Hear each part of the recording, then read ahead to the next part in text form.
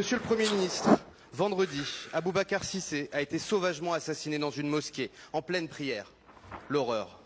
Au nom du groupe socialiste, j'exprime à sa famille, à ses proches et à l'ensemble de nos compatriotes musulmans légitimement bouleversés par ce drame, notre soutien total et nos condoléances sincères. Mais avec son arme, c'est la nation tout entière, une et indivisible, que le meurtrier a frappé en plein cœur. C'est aujourd'hui la France qui est en deuil, comme l'illustre la minute de silence que nous venons d'observer et les nombreux rassemblements organisés partout en France par les maires. Aboubacar Cissé a été tué parce qu'il était musulman. Il s'agit d'un crime raciste, anti-musulman, islamophobe. Ça n'est pas un fait divers.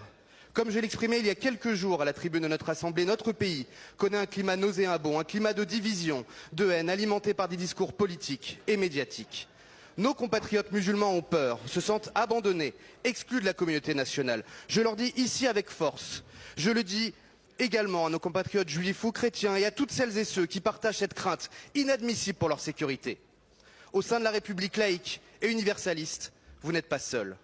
Face à un tel drame, j'en appelle à l'unité nationale, car la division ne peut être le remède à la division. Et j'apporte bien évidemment mon soutien à notre collègue Jérôme Guedj.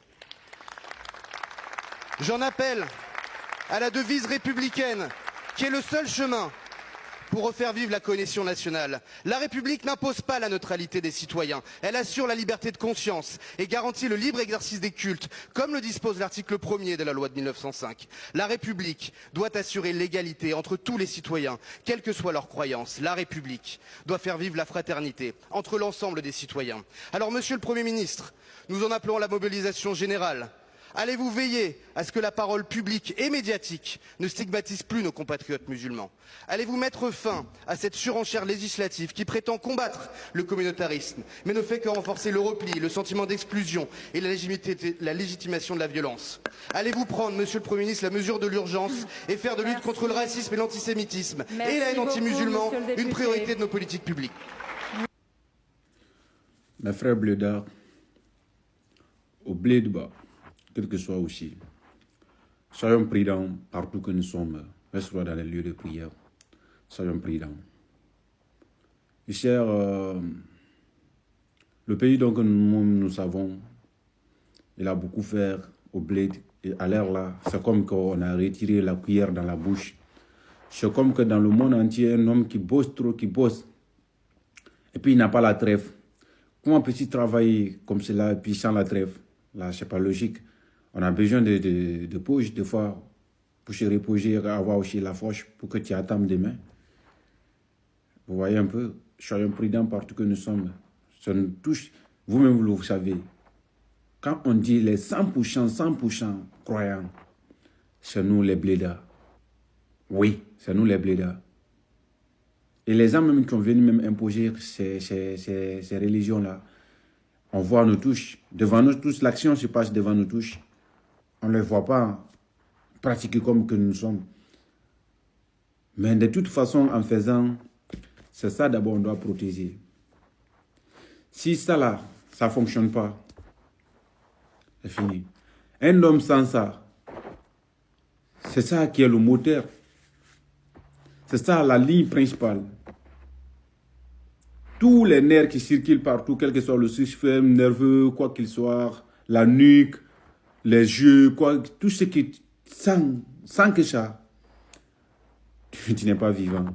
Soyons prudents. Seulement, c'est de peu de consignes que j'ai à vous annoncer, comme cela un peu. Et comme que le frère, si c'est le Malien qui a eu autrefois, dans la mosquée, dans la ville de Franche. Et comme ça, les députés, certains ont touché la parole et puis ils n'ont pas laissé bras croisés. Il faut qu'aussi j'en parle de cela. Réveillons-nous, mes frères et sœurs, s'il vous plaît. Vraiment, ça fait mal. Ça fait mal. C'est l'une de ces vidéos qui m'a fait même toucher. Et lorsque il voulait se rendre dans son pays, sa maman lui avait préparé une chanson jusqu'à l'arrivée de son fils à l'aéroport.